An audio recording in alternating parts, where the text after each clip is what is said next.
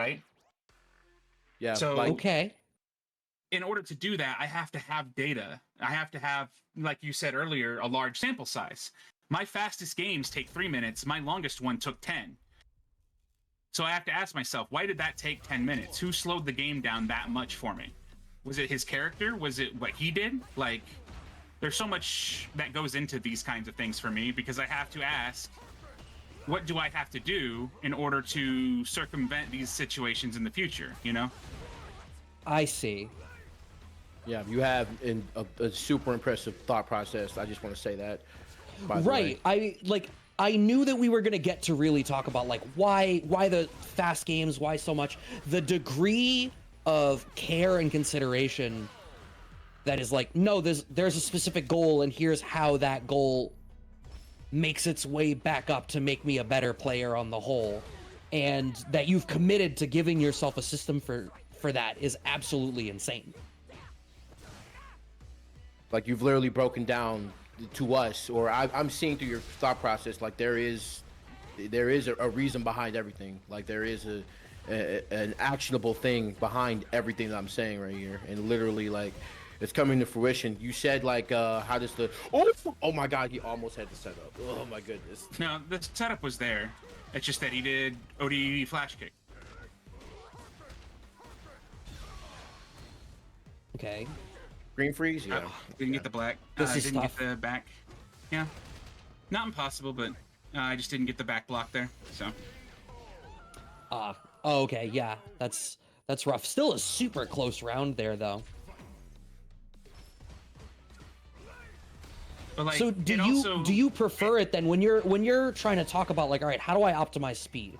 Do you prefer it when someone is playing at a really intense pace like Dagger G is right now, where they're really willing to be active, or do you sort of like the freedom that comes with a more passive opponent where you're like, well, word, I'm gonna force the issue until you unforce it?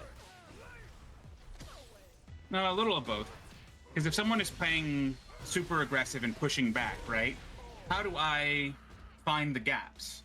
So Dagger G is playing really good right now, as far as like, he's giving me a lot to think about. He's staying active in the fight. But like now the question becomes, where do I have to slow down in order to speed things back up, right? Uh-huh.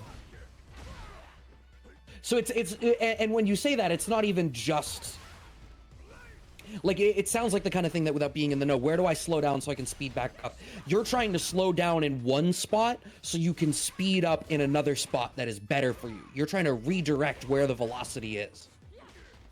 Essentially. Oh my god, wake up buttons out of Dagger G.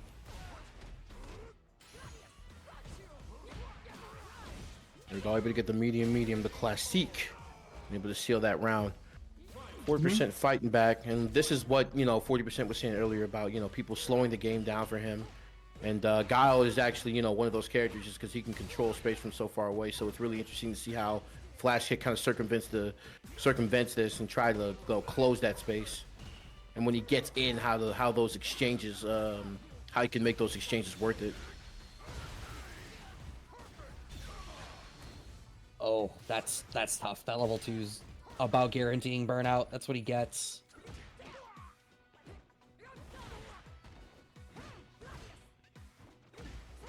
Oh, what a whiff punish. Go jump back jab right here. It was If he very can close. it was very close. We'll just say a couple more seconds, man, and then gonna be able to get drive gauge back, so you could probably attempt a DI here. Oh, I just wanted Well, to not hit him. even just...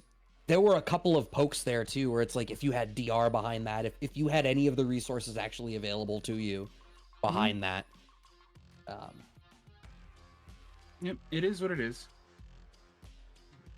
Unfortunate, but, you have to take it where you can get it, right?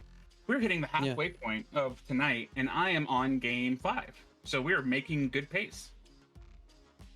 Dude, Yeah, it's not actually, shit, even okay. halfway, man. You're This is quarter. This is quarter of the way through. Yeah, this isn't. Yeah, it's not even 30 minutes. So you know what? Since we're talking about it, I obviously Bunch has been using you as a bounty, right? Like trying to highlight the way that you play in ladder and how you're playing more games than everybody else. How does that make you feel that Bunch is putting money on your back every week?